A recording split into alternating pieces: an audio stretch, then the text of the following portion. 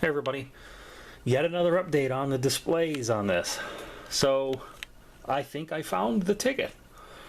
You know, in those nice emails you get from DigiKey that talk about new products? Well, we've got a new display manufacturer that they're stocking. And I have heard of them, New Haven Display. They typically had a lot of the same things that you can get from China, but they've got something that I can't find in China. And that's this guy right here. And that guy is one of these. It's a 4x20 display, but it has all the right stuff going for it. This is the data sheet for the blue variant. 4x20, 2.4 volts to 5.5 volts. It's 4 8 or 8-bit parallel, SPI or I squared, so on and so forth. And it's a controller I've worked with, which is a US 2066. I've worked with these controllers before, so I have code for it. So that's what I'm thinking about for here.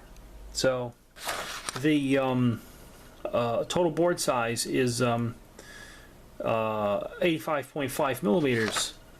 You know, so if you look at this in here, and you know the area that I have to work with, you know, which is roughly, if I can get this ruler, about there, 85.5. Well, there's actually about 87 millimeters, so it will fit barely right there with this tab there. But it's, you know, here it's 6.5 millimeters thick. So 6.5. Now the existing one, the top of the display, comes to, that's not really visible on the camera, but that's 8 millimeters. So it will fit here without a problem. You know, the viewable area of this, which is, let's see, viewable area 22.82 millimeters. You know, these displays are 20 millimeters high, and you know, the display or the active area is 20.82, which is basically the size of these 7-segment LED modules. So I'm going to get 4 lines of data that I can display in this exact same area, roughly. That's absolutely perfect. You cannot beat that with a stick. There is a downside to this, okay? Number one, of this particular part, which I want, and I can get, they come in red, green, blue, or white, I believe. I just, you know, pulled out the blue data sheet. There's no difference in anything. I actually believe that the only difference is that the LED that backlights it is, no, actually that's right, because this is not, it's an OLED, so that's just the color of it. It's not an LCD. I was thinking to myself, oh, it's an LCD. No, it's an OLED, so that's just the color. You know, so there's the board back, and it's got a you know, a header, 20 pins, or a ribbon cable. I won't use the ribbon cable. I would use the header, and quite simply sandwich this board onto one of my own boards, because you see, I'm going to have to make a board that's going to mount in here. Reason being is because I want these 3 tack switches to work. So I got to make a board with 3 tack switches on it that fits in this spot, that screws in from behind, and then the other board, which would be this board, would plug into that board, and you know, mount it somehow, you know, probably 2-sided tape, you know, usually it's good enough, or just solder it. I would imagine that it would just be something that's going to have to be soldered, so you'd fit it through the back, because it will fit, it fit right through the back, but I'm going to have to make my own custom board to go back, to still go in here. There's no way around it. I'm just going to, you know, to fit this display, I'm going to have to make a custom board to fit in this location.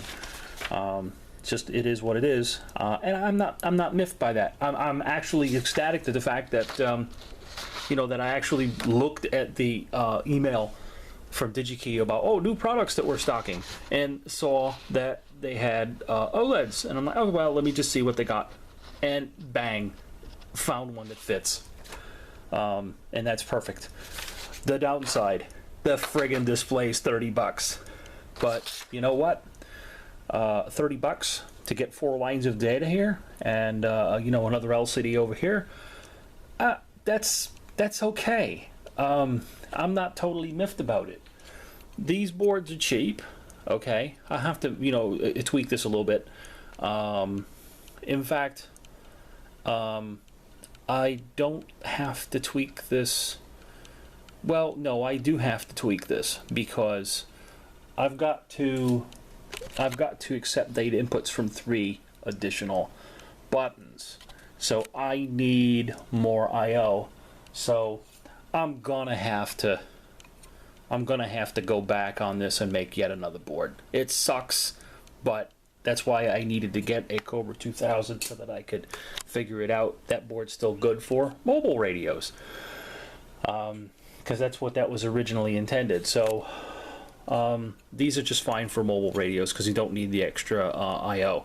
I don't need to monitor 3 buttons, 3 additional buttons. So that's fine. I'm not miffed about that at all. Those are good for 148s.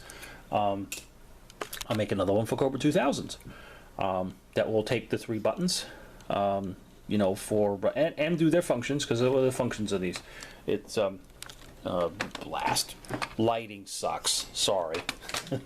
Time set, hours and minutes, or whatever, you know, because that's the kind of the beauty about this is that this thing, this aluminum plate, this actually will peel off. So I can actually make those something completely different.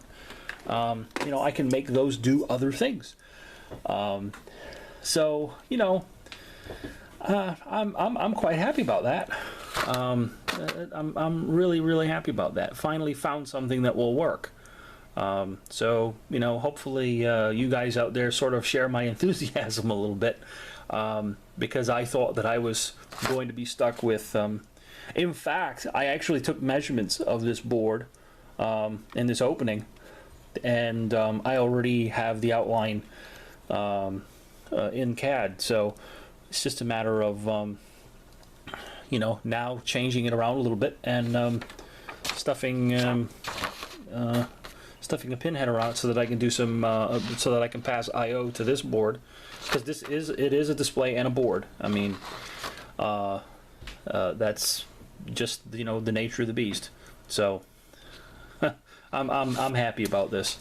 That's the part number. It's searchable in DigiKey of the display. Comes in 3 colors. That's, you know, pretty much you can, you know, that's pretty nice, because with 4 different color choices you can essentially just pick your poison here. What you want white one, you want red one, you want blue one. You know, the only consideration is the lens in the front. It is red. That's a red lens, so I think I'm gonna have to stick to a red OLED. I just was looking at the blue one, and that's all right. I'll get downside. Another downside. DigiKey does not have the blasted things in stock. I have reached out to DigiKey. Hey, when are you guys going to get some of these things in stock? Because I want one. For $30, you know, it's okay. This would be $30. The OLED that goes in here that I have to chop, I'm still gonna have to chop the display. I just ain't got to it yet. Been busy. You know, these are like $10 or something like that. So that's $40 in displays. The boards are, you know, roughly $40 to produce. You know, that's stuffed. $80. You know, that's what it essentially costs me. Time, I don't know. It depends on how much you want to pay for a CP mod. But this is, you know, my own custom thing at the moment. So if it becomes, I mean, you never know. Maybe it turns into something that gets, you know, that we sell. I don't know. It just depends on what you want. It's just still sort of a pet project. However, since I have a display for that, that means this is coming out. I'm gonna make a board to fit in the cage. It's just, Makes sense. You got the spot. You might as well use it. So I'm going to make something that'll fit in there. And it'll be beautiful because I won't be constrained in, you know, when you make something this small with this much going on, believe it or not, routing is a pain in the ass on this. Oh, and the beautiful thing, this is something that I hadn't considered.